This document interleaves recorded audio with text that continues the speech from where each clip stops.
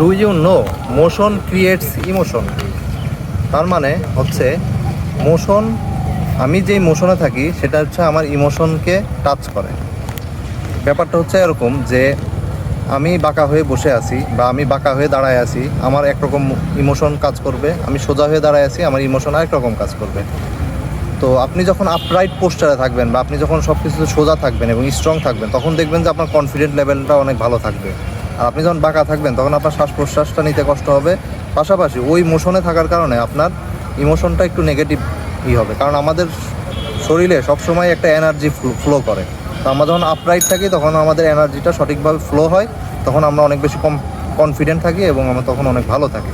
সুতরাং আমাদের মোশন সিস্টেমটাকে যখন আমরা স্মুথ করতে পারবো, লাইক হচ্ছে আমার খুবই টায়ার্ড লাগতেছে, তখন আমি যখন একটু হাঁটবো, একটু সুন্দরভাবে হাঁটবো, তখন দেখবেন যে আপনার ইমোশনটা অটোমেটিক পজিটিভ হয়ে গেছে।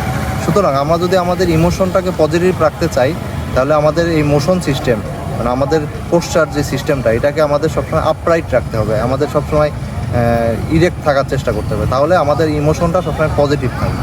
Thank you.